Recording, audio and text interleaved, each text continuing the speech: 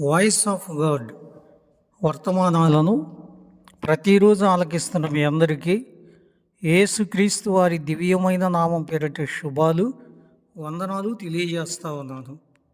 మన తండ్రి అయిన దేవుని నుండి, ప్రభు అయిన యేసుక్రీస్తు నుండి కృపయు సమాధానం మీకు కలుగునుగాక. ఆమేన్. ధ్యాన వాక్యము 84వ కీర్తన 5వ వచనము. నీ వలన బలమునందు మనుష్యులు ధన్యులు, యాత్ర చేయు మార్గములు వారికి అతి ప్రియములు. 6వ వచనం. వారు బాకాలోయలో బడి వెళ్ళుచు దానిని జలమయముగా చేయుదురు. ప్రార్థన. దయగల మా ప్రభువా, పరిశుద్ధుడా, శక్తి కలిగిన మీ లేఖనాలను మాకు బోధించి బలపరచమని యేసయ్య ఉన్నత నామం పేరిట అడుగుచున్నాము తండ్రి. ఆమేన్. వాక్య సందేశము రెవరెండ్ డి. వరకుమార్. ధ్యానాంశం: దేవుడే బలపరిస్తే.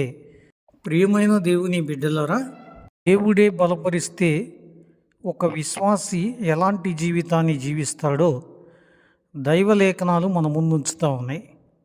ఎప్పుడూ కూడా బలము దేవుణ్ణి సూచిస్తుంది, బలహీనత మనిషికి సాదృశ్యంగా ఉంది అన్న విషయాన్ని మదిలో ఉంచుకుందాం.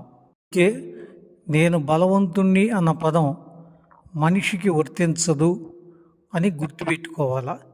62వ కీర్తన 11వ వచనంలో, బలము తనదని ఒకమారు దేవుడు సెలవిచ్చెను, 2 మారులు ఆ మాట నాకు వినబడెను. పవర్ బిలాంగ్స్ అంటూ మీ.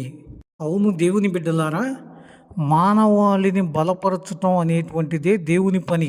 భౌతికంగా కానీ ఆధ్యాత్మికంగా కానీ మనలను బలపరిచేటువంటి పని ఆయన మాత్రమే చేయగలడు అనేది గుర్తించుకుంటూ ఆయన మీద ఆధారపడి జీవించాల్సిన వాళ్ళమై ఉన్నాం. దేవుడు బలపరిచేటువంటి అనుభవాలు కలిగినటువంటి ఒక విశ్వాసి ఎలాంటి జీవితాన్ని జీవిస్తాడో పరిశుద్ధ లేఖనాలను బట్టి కొన్ని మాటలు ధ్యానించుకుందాం. 84వ కీర్తన 5, 6 వచనాలలో మనం చదువుకున్నాం. ఈ వలన బలమునందు మనుషులు ధన్యులు. అనుభవించేటువంటి ధన్యత ఏంటి అనేటువంటిది మనందరం గ్రహించాలి.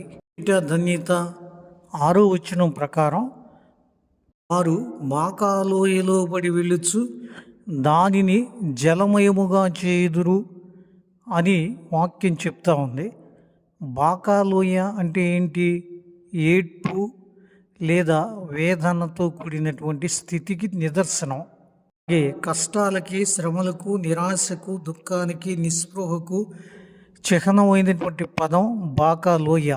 లేఖనం ఇస్తున్న సందేశం ఏంటి అంటే, విశ్వాసులు ఆ మార్గంలో వెళుతూ ఉంటే అలాంటి అనుభవాలు కూడా జలమయంగా మారతాయి అన్నాడు.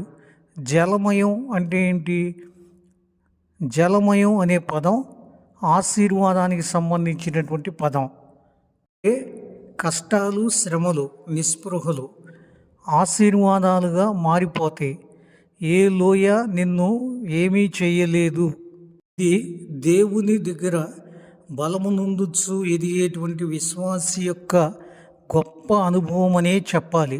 జలములలో పడినే వెళ్ళినా అవి నా మీద పారవు, అగ్నిలో నేను నడచిన జ్వాలలు నన్ను కాల్చజాలవు. నేను వెళ్ళే మార్గము నా యేసుకే తెలియును. ప్రియమైన దేవుని బిడ్డలారా, ఆయన మార్గంలో మనం వెళుతున్నప్పుడు జలాలు నీ మీద పారవు, అగ్ని నిన్ను కాల్చలేదు. ఇక వాటన్నింటి మధ్యలో కూడా ఆశీర్వాదాలను అనుభవిస్తూనే నువ్వు ముందుకెళ్తావు. ఆయన వలన బలము నొందుచు జీవించే విశ్వాసి యొక్క గొప్ప అనుభవం అని గుర్తిస్తూ ప్రభువుని గణపరచాలి. ఆ బలం పొందుకునే బిడ్డలుగా ప్రతిరోజు ఆయనలో మనం నడవాలి. ఫిలిప్పీ పత్రిక 4వ అధ్యాయం 13వ వచనం ప్రకారం, నన్ను బలపరచు అని అందే నేను సమస్తము చేయగలను అన్న పౌలు భక్తుని మాటలు మనం చదువుదాం. I can do all things.